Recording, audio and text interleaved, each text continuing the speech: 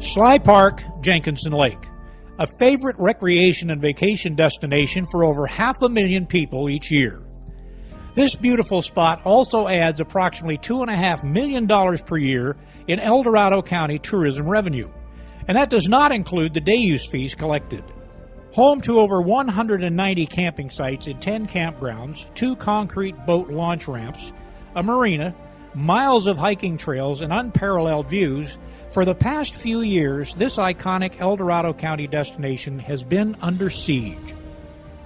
Many years of drought have brought about a condition most of us had never heard of until just recently: tree mortality. With trees unable to produce enough sap to fight off insect infestation, the bugs launch a full attack on the vulnerable forests. The result?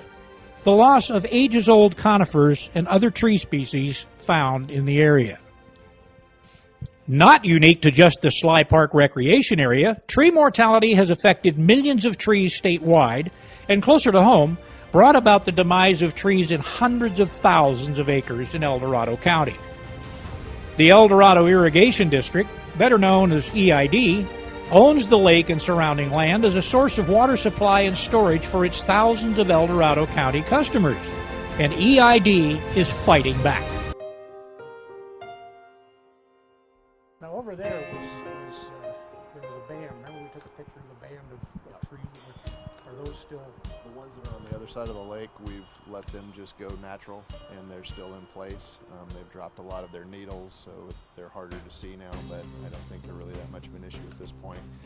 But then we did have a large band of dead trees within the park perimeter on this side that we took out and removed. Yeah. We're back at Sly Park Lake, or otherwise known as Jenkinson Reservoir. It really doesn't matter what you name it. It is an iconic destination, recreation destination, for not only residents of El Dorado County, but all over the north state of California. Hundreds of thousands of visitors each year come to this place. Greg Hawkins was with us last year showing us the work they were doing to eradicate the bark beetle issues, the proactive stuff they were doing to prevent fires, clean up the forest and everything. Greg, it's been a year. It's hard to believe. Yes, it is. But here we are again. Here we are again. And you've done a lot of work this summer. I know that there's a lot more green than there was this time last year. There's a lot less piles of slag, I called it. Yeah, we were able to come in and with CAL FIRE's assistance take care of a lot of the large slash piles, burn them, and then we also hired some contractors to come in and do some mastication work on the ground to clean up some of the litter that was left over and slash and turn it back into basically organic material to replenish the soil. At a lot of places that we visited last year, we've seen, and you're right, there's a lot of places where there was absolutely no green, even though it's just small stuff. But now it's coming up, and the park looks amazing for considering what we saw just a short year ago. And I got to believe that it probably comforted a lot of your guests because of all the fires everywhere in Northern California, that you folks took such a proactive approach to this in getting rid of the dead stuff and getting rid of the bark beetle. And I know it's not totally gone, but you're really working hard. And what's in the future, Greg? We still have some more grant money coming in from CAL FIRE.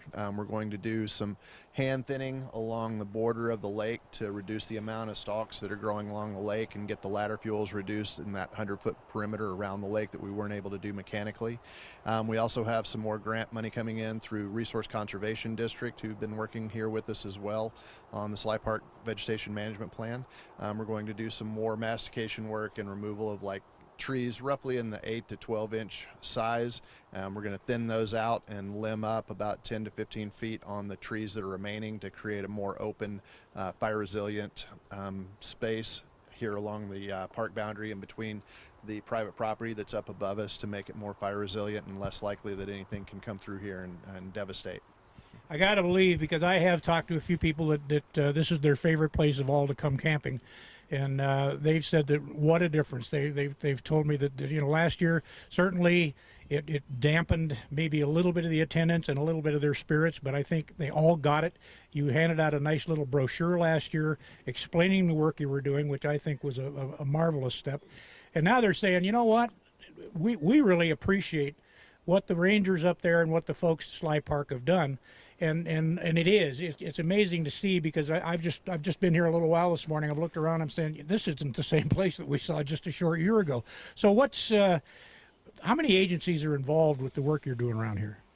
Wow, that's a good question. Well, obviously we're in cooperation with CAL FIRE, the Vegetation Management Plan, or VMP, that is here in the Sly Park area. It's the oldest one in the state, a cooperative VMP between CAL FIRE, El Dorado, or EID, El Dorado Irrigation District, then also Sierra Pacific Industries is involved as well, because we do work, well, CAL FIRE does work on their property to assist and create a more fire resilient area. So those are the three primary agencies, but then I also mentioned the Resource Conservation District, who's local to the area as well. They're a federal agency. They help get funding through Sierra Nevada Conservancy, who's worked with us as well, and then also the U.S. Forest Service. Not to mention local private landowners in the area as well that have allowed us access through their property from time to time to get to different areas that we need to do work on. Which is probably to their benefit as well. And it's important to note that even though this is an iconic recreation destination for thousands of people, this is also one of the main sources of water for El Dorado County customers of EID. And this place is owned by EID, is managed by EID. Greg Hawkins is the head ranger here. And you've got a great team, Greg. I know we've talked to a few of them in the past and everything, and they're very dedicated in keeping this place as pristine as it is, because it is really a jewel of the foothills on the western slope. It's important, too, to ask this question, I think, because you've mentioned it a few times, what a healthy forest should look like. And do you have any outreach material or any outreach efforts going on to show people, to demonstrate exactly what a healthy forest looks like? I know you showed me last year that, it's so thick over on that side of the lake, and people think, gosh, that's really pretty. It's not. It could be pretty. I mean, beauty is in the eye of the beholder, but it's not necessarily what a healthy forest should look like. We do have the pamphlet that we gave you last year. We're going to be reviving that. We have been working with CAL FIRE and their public information officers to come up with some material. And then the Resource Conservation District actually put together a video as well that they're doing final edits on and should be released in the next couple of weeks. So there is some material out there. I'd recommend going to the CAL FIRE websites. There's a lot of good information there as well. Greg's showing us some of the work that CAL FIRE and his team have done to eradicate some of the issues they had. We came by here last year, and this was all brown, and look how pretty it is right now. So, Greg, where are we? We're right above the Pinecone Strip, one of our popular campsites. And you'd asked earlier, what does a healthy forest look like? And this is a really good representation of what a forest in this region should appear, or how it should appear. You can notice there's burn scars on the bottom of these trees because CAL FIRE came through last April, May, and burned about 40 acres here with prescription fire. So you do see a little browning in the trees on some of the lower limbs, and that's just from the heat from the prescription fire.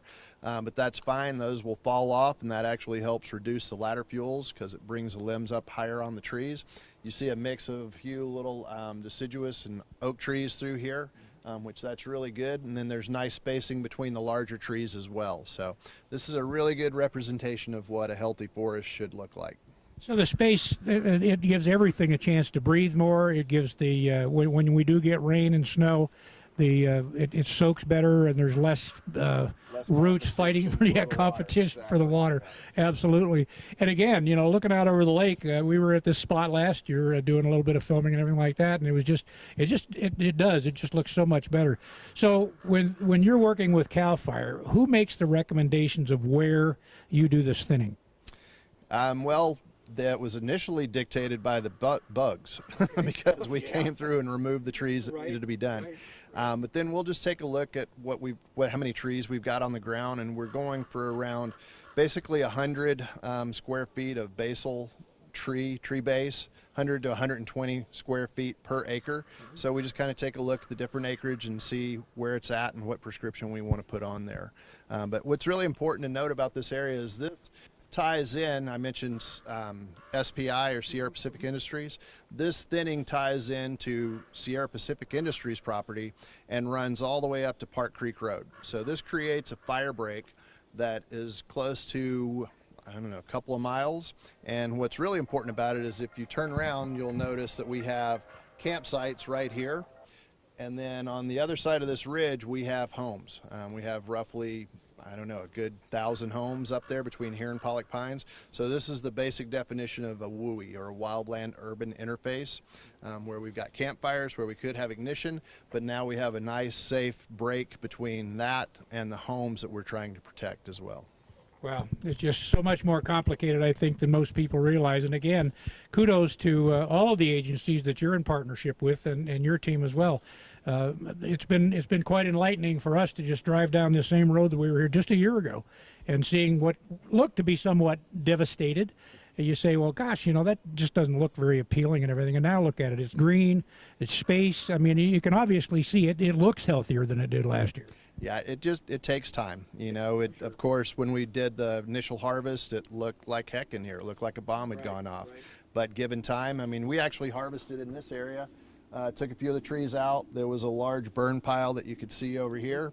And now, you know, nature bats last, and she's starting to reclaim what's hers. So it just takes time. Again, we're at Sly Park Lake, Jenkinson Reservoir, whatever your choice is. And we're with Greg Hawkins, who's the head ranger for EID, El Dorado Irrigation District. They own this property. They own the lake. It's the source of water, one of the sources of water for many, many thousands of El Dorado County customers.